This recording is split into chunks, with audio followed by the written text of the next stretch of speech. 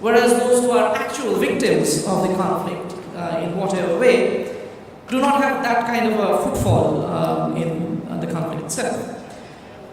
Similarly, if you look at the case in Iraq, it begins with the ouster of a dictator who should have been removed a long time back,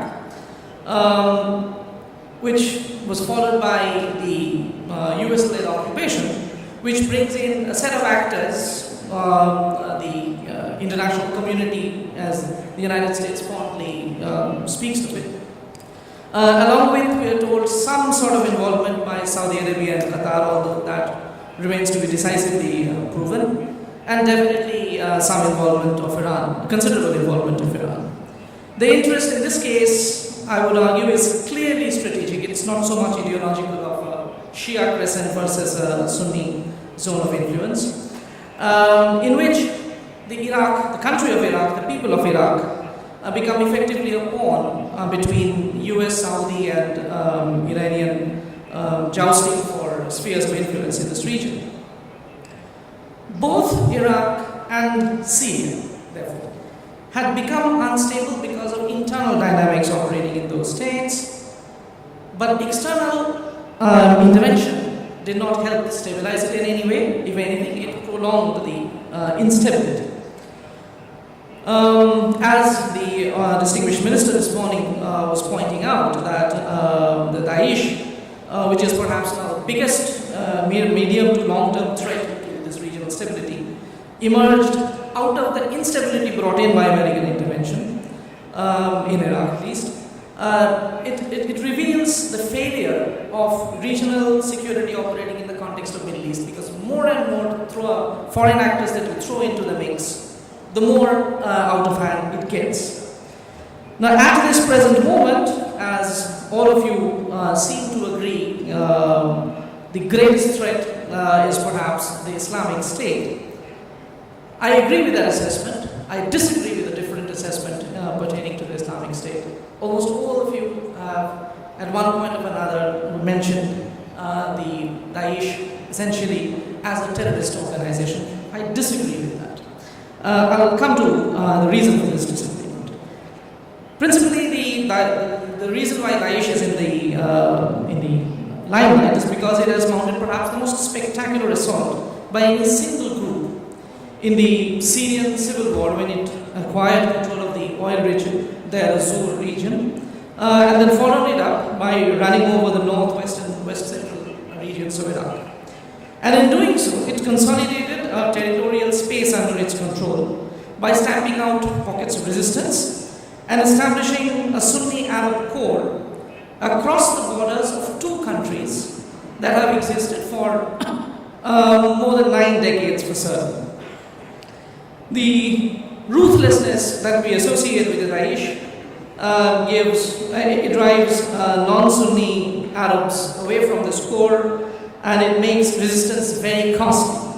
As a result, today resistance seems to be fading, and it's unlikely to appear in any big way unless the possibility of victory emerges as greater, or the cost of non-resistance becomes fatal. So you either resist because you know you would be able to prevail, or you resist because you know that if you do not resist, then you are gone.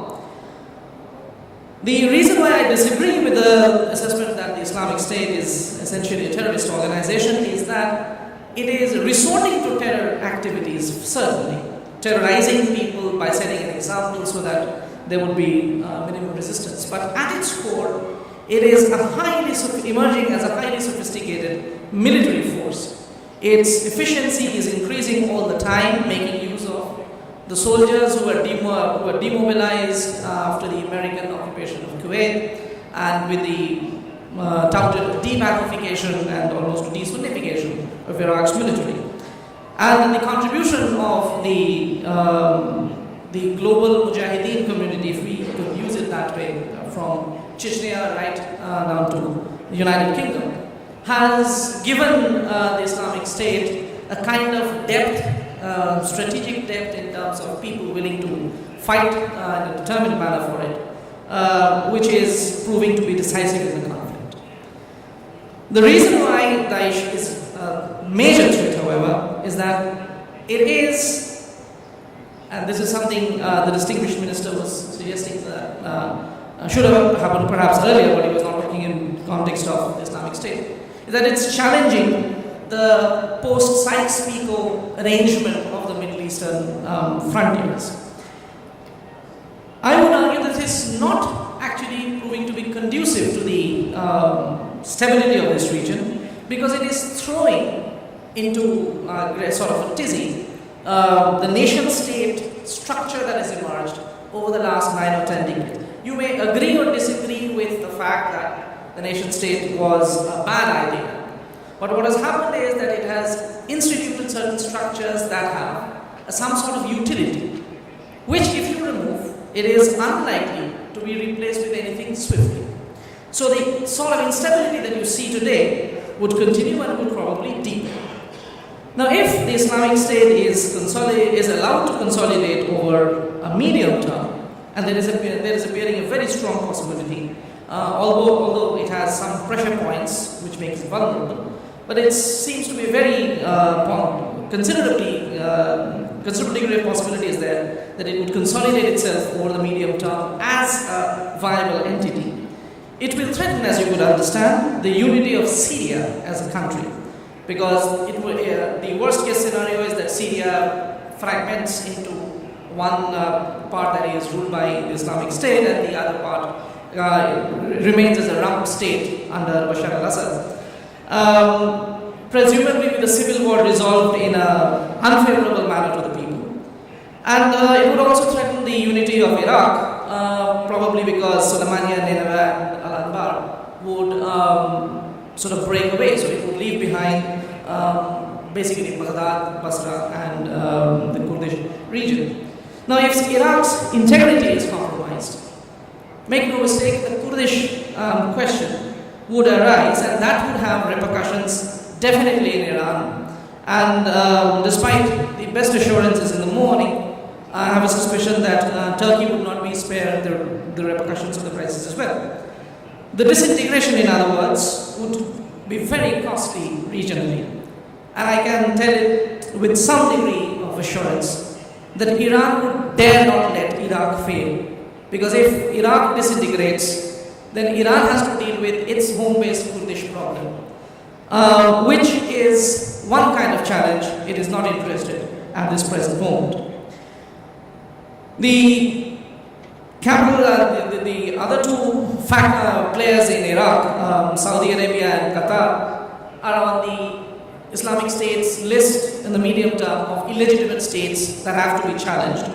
So it is very unlikely that they have any reason to be confident with the existence of the Islamic State and that they would make it conducive. But the biggest problem in terms of regional stability, I would say, is ironically the US factor. The US's relationship with the Middle East, I don't have to tell you, is a case of damned if you do, damned if you don't.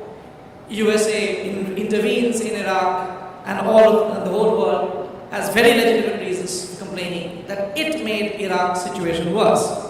Then USA chooses not to intervene in Syria, and there are people who complain that it's US's non-intervention that has allowed the situation to go out of hand.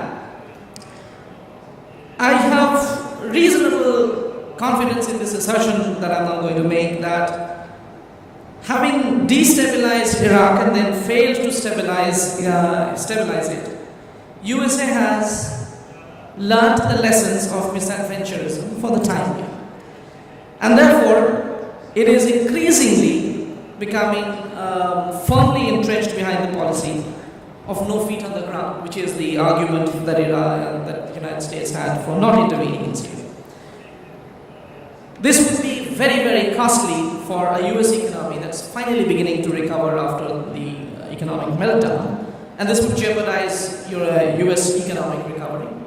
And since the principal factor that drags and keeps America tied down to the Middle East, dependence of oil imports from the Middle East, is now beginning not to be that great with the introduction of things like shale oil technology and fracking and whatnot, the intervention is no longer being considered in the defense establishment as cost effective anymore. the United States does greater damage by being involved in the Middle East than it does by staying out. So the security umbrella that the United States has provided for the last 3 decades, which the Middle Eastern regimes have taken for granted and which the people have loved to hate, might be gradually becoming a thing of the past. In this setup, my case is that there is now a need for a new security architecture, which for the first time since the Second World War should not depend on the USA alone. Russia and China, of course, are powers that some Middle Eastern states such as Iran have great hopes in. But make no mistake, these are willing to fish in troubled waters, but neither of them are either willing nor able to replace the United States. This new security architecture, I suggest, should work towards collective security. Regional security that is to be obtained by balancing conflicting interests is actually better if it works on the negotiation table rather than the battlefield, even if